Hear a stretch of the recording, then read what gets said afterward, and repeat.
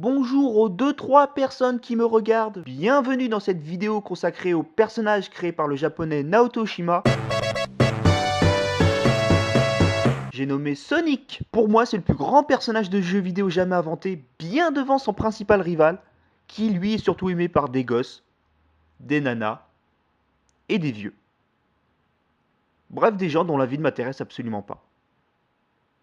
Sans même savoir ce que c'était, le premier jour où j'ai joué à Sonic, je crois que j'ai racketté, tabassé, scarifié, violé et laissé pour mort ma vie sentimentale et sexuelle. Non mais même maintenant, pourquoi est-ce que j'irais à un rendez-vous galant avec Ingrid, jeune étudiante venue de Suède pour un échange culturel, alors que j'ai ça? D'ailleurs, qu'est-ce qu'on aurait bien pu faire?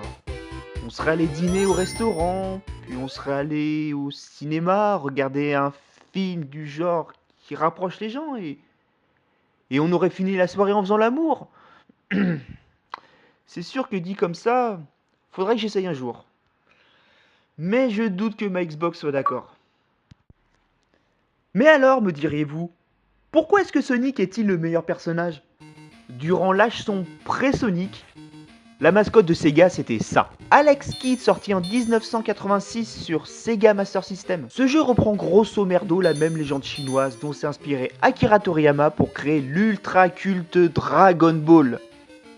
Dans les deux cas, nous avons un enfant mi-humain, mi-singe, expert en arts martiaux aussi expiègle que boulimique. Non, j'ai dit boulimique. Voilà.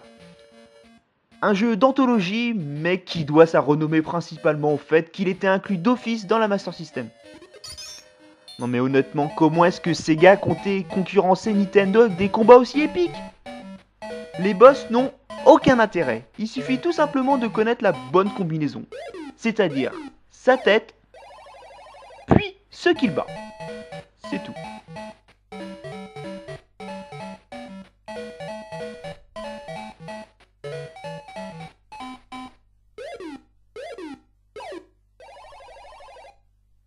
Personnage peu gâté, déjà qu'il a les oreilles de la famille royale d'Angleterre et le charisme de Mila Jovovich, la seule chose qui l'intéresse est de manger son hamburger ou sa boulette de riz selon la version du jeu. Je veux bien croire que Mario c'est un petit gros et qu'il va finir par ressembler, mais faut pas exagérer non plus. D'ailleurs ce n'est pas pour rien si Alex Kidd ne survivra pas à la création de Sonic. Si je suis méchant avec ce jeu pourtant sympathique, c'est qu'il est mon cauchemar d'enfance. Plus que Cloud de ça, plus que Chucky la poupée de sang, ce jeu m'a traumatisé tellement il était infinissable. Et je suis sûr de pas être le seul, personne n'a fini avec Skid. Un adulte normal ne peut pas le finir. Alors comment est-ce qu'un gosse de 5 ans pourrait le faire? C'est impossible. En voyant l'écart se creuser entre d'une part l'italien moustachu et le futur diabétique, Sega a décidé d'arrêter les bêtises et de créer ça. Avant de vous parler de Sonic, je me dois de vous faire découvrir un petit jeu de course. Radmobile. Radmobile, sorti en 1991 sur borne d'arcade édité par Sega. Jeu sans grand intérêt où l'on défile à toute vitesse dans différents décors. Bah comme tous les jeux de l'époque en fait. Ah si, pardon. Il y a une différence notable, notre bolide défile à la vitesse ahurissante de 120 km/h. C'est-à-dire 50 de moins qu'une Opel Corsa 1 litre S. Alors pourquoi est-ce que je vous en parle? Si vous regardez bien au rétroviseur, vous verrez un énorme caméo. Sega a tout simplement spoilé sa future mascotte. C'est le petit détail qui suffit de transformer un jeu tout pourri en... un jeu tout pourri, mais qui est rentré dans l'histoire vidéoludique. Sonic the Hedgehog, sorti en 1991, met en avant la nouvelle mascotte de Sega. Sonic, un hérisson anthropomorphique. Oui, j'ai dit un hérisson. Peggy 18. Enfin bref, forme humanisée. Sonic est jeune, il est cool, il va vite, très vite. Trop vite même, c'est arrivé que la Mega Drive n'arrivait même plus à afficher ses déplacements. Et puis regardez-moi ça, lorsqu'il a attrapé les 7 émeraudes du chaos, Sonic se transforme. Mais qui n'a jamais rêvé d'être un super guerrier de l'espace? Sonic évolue dans différents types d'environnements. On a vu précédemment la cultissime Green Hill Zone, un univers riche et coloré, aussi emblématique que le hérisson lui-même. mais aussi dans des environnements beaucoup plus industriels comme la Chemical Plant Zone.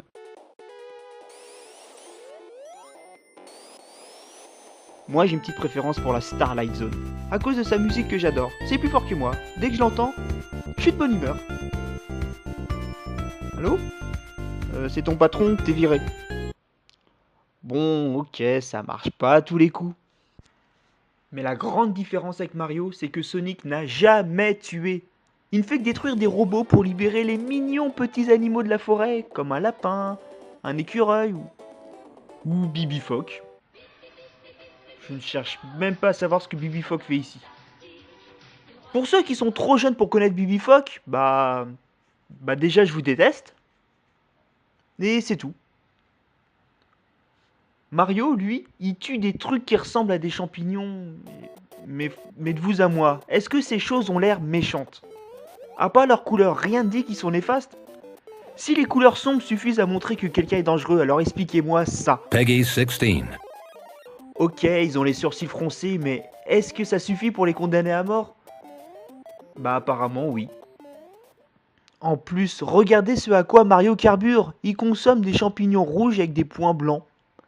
Je suis pas expert en mycose, mais c'est pas dangereux ce genre de champignons? On dit pas mycologie plutôt? Oh ta gueule. Super Mario Bros était d'une simplicité enfantine, avec une précision extraordinaire malgré 2 seules touches. Comment faire mieux? Sonic the Hedgehog n'avait besoin que d'un seul bouton. Les 3 disponibles ont la même fonction et on s'amuse largement. Les bases étaient là dès le début. De la plateforme rapide et musclée, des niveaux découpés en différents actes avec un boss pour chacun de ces niveaux, des personnages sympathiques. On peut pas parler de rétro gaming sans avoir joué à Sonic. C'est donc en toute mauvaise foi, avec une absence totale d'impartialité, que je vous parlerai que de l'âge d'or de Sonic, c'est-à-dire de la période 8 et 16 bits.